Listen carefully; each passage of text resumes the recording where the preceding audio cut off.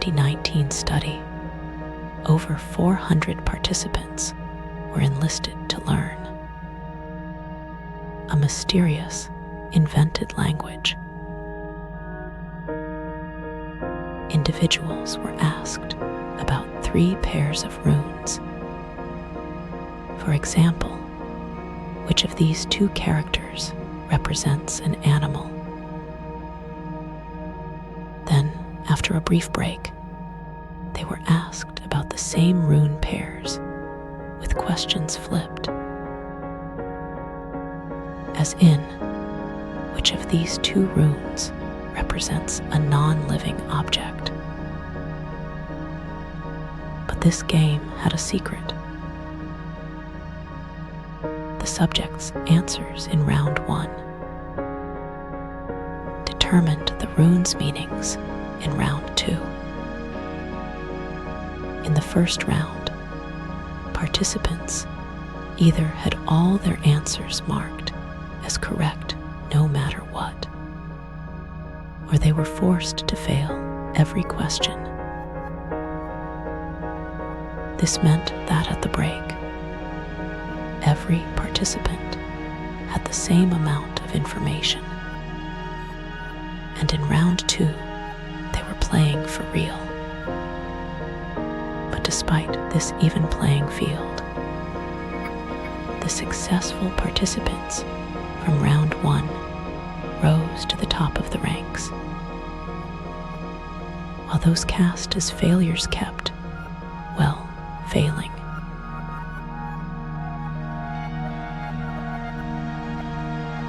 People often describe failure as a teachable moment, a necessary stumble on our way to improvement. But learning from our mistakes isn't always easy, especially when those failures are demoralizing, overwhelming, or just downright confusing. So, what exactly prevents us from turning our mistakes into mastery? Perhaps the most obvious hurdle to learning from failure is how painful it can be.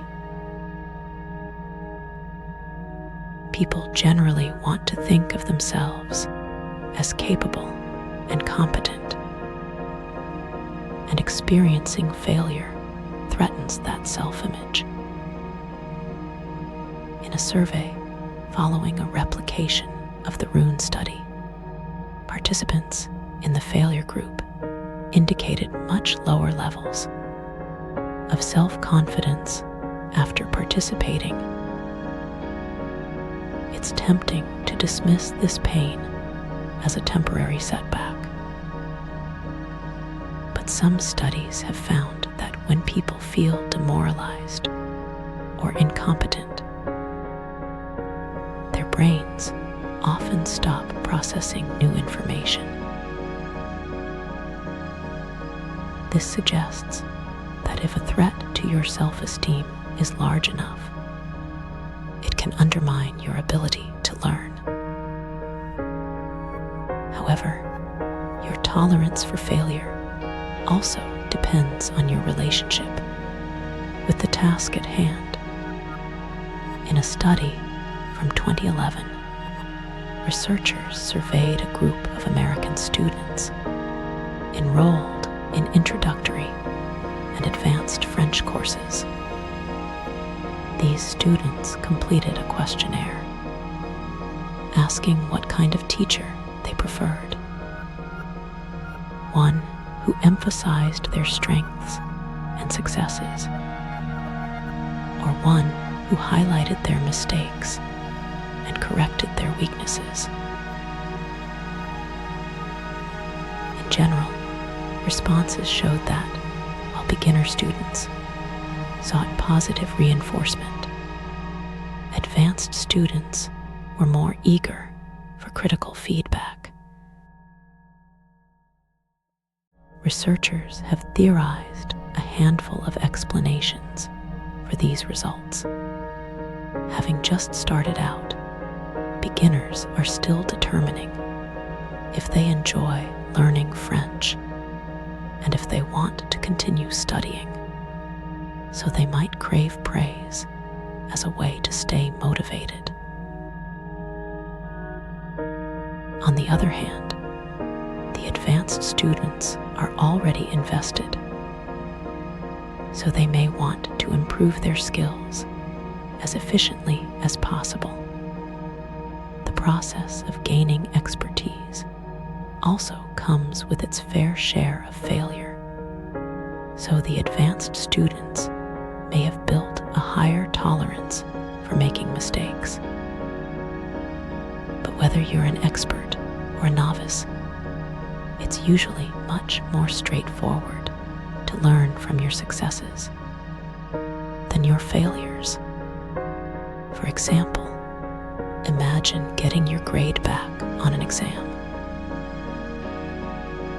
If you aced it, you could reasonably assume you made good choices around when, what, and how much to study, and you can replicate those decisions for the next test.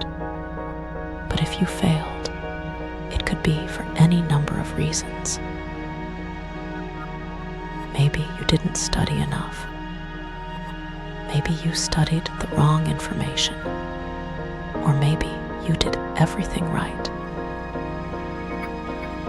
and the test covered things you shouldn't have been expected to know.